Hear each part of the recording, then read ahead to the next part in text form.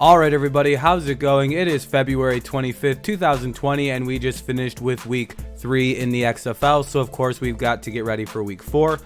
We went 2-2 last week, getting the Dragons over the Renegades wrong. And like most people, we got the Defenders and the Wildcats game wildly wrong. One upset, one game that we thought might have been an upset that didn't happen. It happens, so on and so forth. But, you know, that's not really going to stop us. We're still going to do Pick'em. 8-4 overall for the season. Let's see how we do on Pick'em. Let's see how we do this week. Let's go over our Saturday picks. Of course, at 2 o'clock Eastern Standard Time, we have the New York Guardians hosting the LA Wildcats. The Wildcats are 7-point favorites with an over/under of 39.5. In this game, I kind of agree with what the with what the line is saying. The Wildcats should be favorites in this game. The Guardians have very questionable offense. It's actually very poor, or they've just played a lot of two very good defenses in a row, and I sort of doubt the latter of that. It just seems like their offense is kind of bad. Matt McGloin's not a good quarterback. Their defense isn't really that good either. Their running game isn't that good. They seem to be the worst team in the East. Them or the Vipers. At least they've got a win compared to the Vipers, who are just terrible. And the Wildcats, we really don't know what we're about to get. They just upset the best team in the league. Well, a lot of people who thought the Defenders were the best team in the league, they just got upset by these Wildcats, who seem to be waking up a little bit as the season's going. As I said, we should wait till about week 3 or week 4 before we really crown anybody as the best team or crown anybody as the worst team. Certain players take a couple games to get warmed up. Teams like the Renegades and the Wildcats have like NFL quarterbacks who missed the first start of the game, or the start of the season. So Josh Johnson was really only in his second game this week, and it kind of showed. He just destroyed once he got going. I believe he threw he completed like 72% of his passes, 370 yards, 3 touchdowns. It's just like, yeah, that's what guys like Josh Johnson and Landry Jones should do in this league. They should just destroy the rest of this league. So with the Wildcats, I'm thinking as it goes on, their offense is going to get better. Their defense is going to play a little bit better. I like Sean Oakman. I like the pieces that they've got on their defense.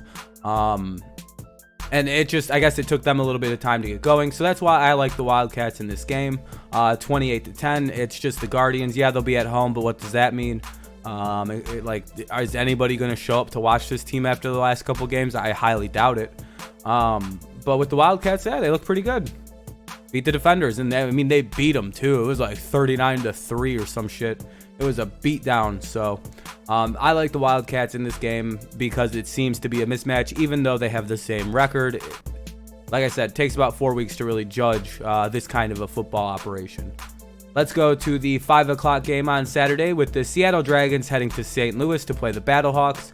The Battlehawks are 12-point favorites with an over/under of 38.5.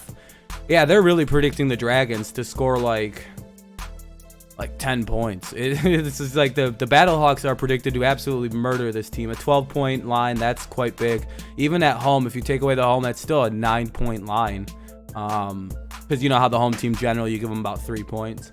In St. Louis, they did very well in like selling out their stadium. They had the most people there. They were a little over 29,000. That's very impressive. It's going to be tough to play. For anybody to go play there, it's going to be very difficult. Very raucous home crowd. Jordan Ta'amu is a good quarterback. The running game's pretty good. Their defense is pretty good. Their special teams is pretty good. The coaching's pretty good. It just seems like everything you could check down the box for St. Louis, it's like, oh, that's pretty good. Oh, that's pretty good. Oh, that's pretty good. Oh, that's pretty good. It seems like they're the most balanced team in this league. Houston runs on their offense. Their defense is pretty bad. The Defenders, I'm not really sure what the hell just happened to the Defenders. Hopefully that was just kind of like a bad game and they bounce back from it. But if not, that's a long potential season ahead of them. Whereas the Battlehawks, they lost one game pretty close to the Roughnecks. That was it. That's their loss in a very close game. So I do like what the Battlehawks are doing. The Dragons, on the other hand, they seem to be stuck at they haven't gone above 20 points. I think they won't score more than 20 at all this season, but they'll flirt with it like 19 points, 17 points.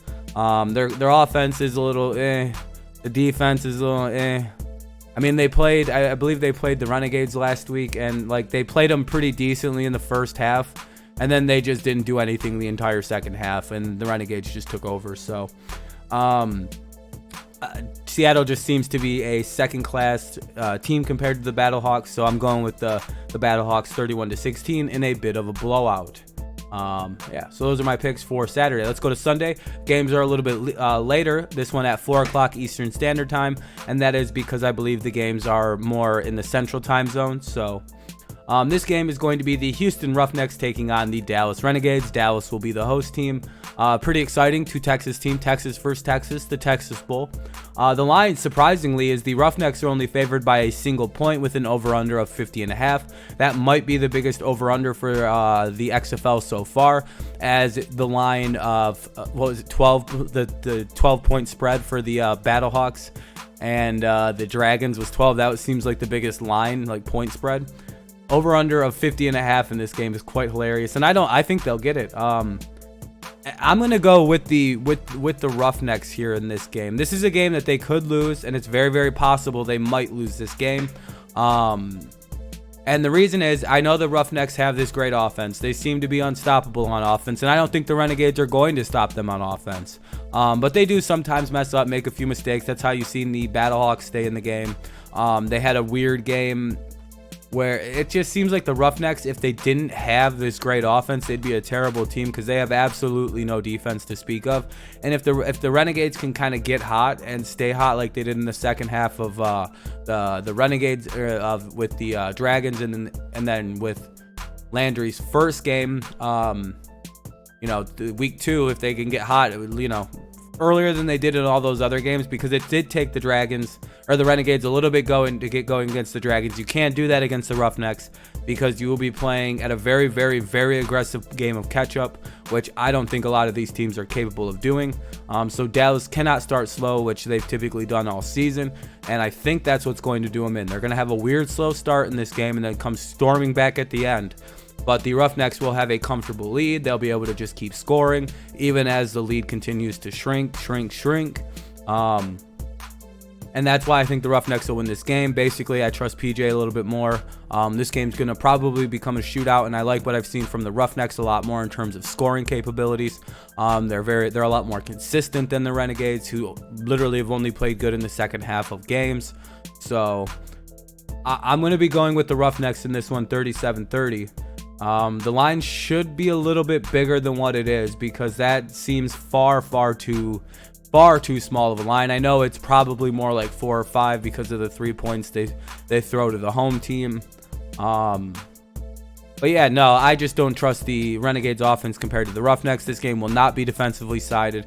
It will be a back and forth shootout where the Renegades might take a little bit of, if the Renegades take any time getting into this game where the Roughnecks won't, this is going to be Roughnecks will win this game by at least a touchdown. If they stay neck and neck, it's a lot harder of a game to call, but I still like the Roughnecks in a close game that involves a lot of scoring. I like the Roughnecks in a game that involves a lot of scoring with most of the teams in this league. So give me the Roughnecks 37-30, and don't let me down, Houston. And at 7 o'clock Eastern Standard Time, to make up for the 4 o'clock, they push this game back an hour start.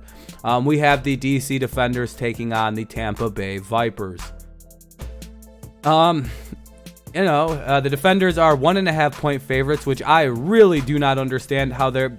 If you're a betting person, go bet this game. You can make a good amount of money. I think over under of 44.5. I don't know if it'll go that high. I have them scoring 46 just because I think the Defenders are going to absolutely wipe the floor with these Tampa Bay Vipers. The Vipers have not won a game yet, and they've looked terrible in all 3 games. They've pretty much just done nothing. Every time they get close to scoring, they turn the ball over. Their defense kind of keeps them in games, but eventually gets too tired and just starts giving up points. They've got terrible coaching, it's just a bad football team.